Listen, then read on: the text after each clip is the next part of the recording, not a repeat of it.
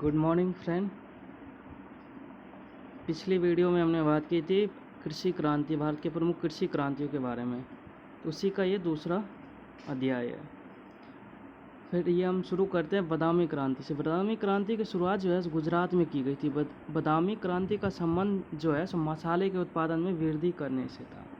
फिर उसके बाद आ जाते हैं लाल क्रांति। लाल क्रांति की शुरुआत जो है 1980 के दशक में विशाल तिवारी द्वारा की गई थी। विशाल तिवारी को ही लाल क्रांति का पिता एवं जनक कहा जाता है। इस क्रांति का लाल क्रांति का उद्देश्य जो है भारत में मांस और टमाटर के उत्पादन में वृद्धि करना था। फिर उसके बाद आ जाते इंद्रधनुष क्रांति। इंद्रधनुष क्रांति का जो है नेतृत्व R.S. परोदा और डॉक्टर N.S. सिंह द्वारा किया जा रहा है। इस क्रांति को रेनेवो या इंद्रधनुष के नाम से भी जाना जाता है, क्योंकि इस तरह इंद्रधनुष के कई रंग उसी प्रकार फसल एवं अन्य क्षेत्र उत्पादन में विभिन्नता लाना अनिवार्य है। इस इंद्रधनुष क्रांति का जो है उद्देश्य था भारत में सभी उत्पादन के क्षेत्रों में वृद्धि एवं निगरानी कर वर्ष 2022 तक किसानों की आमदनी को दुगुना करना।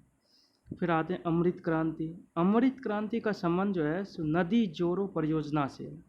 इस परियोजना से कृष्णा और गोदावरी नदी के मिलन के साथ ही आंध्र प्रदेश का दशकों पुराना सपना साकार हो पाया। अब नदियों के आपस में जुड़ने आंध्र प्रदेश की सरकार को तकरीबन 3.5 लाख एकड़ के भू क्षेत्र को फायदा हो गया अमृत क्रांति से। कृष्ण क्रांति, ब्लैक रिवॉल्यूशन।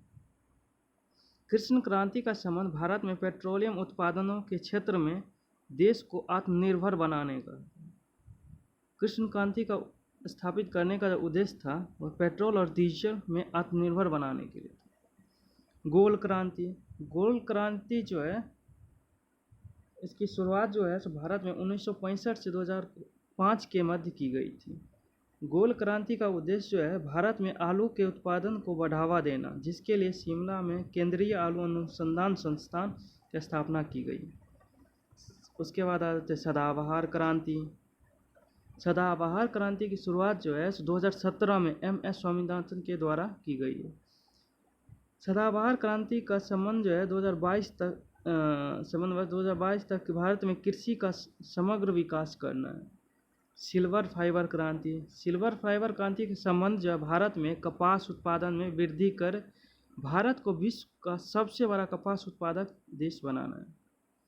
सिल्वर फाइबर क्रांति ही एक ऐसी क्रांति है जो कपास उत्पादन को बढ़ावा देती है।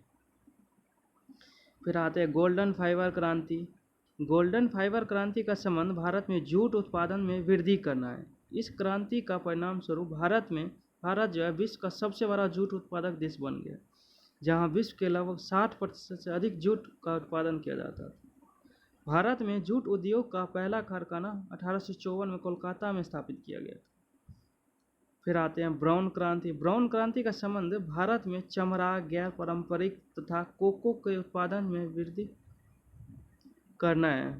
ब्राउन क्रांति का जनक एवं पिता जो है हीरालाल चौधरी को कहा जाता है।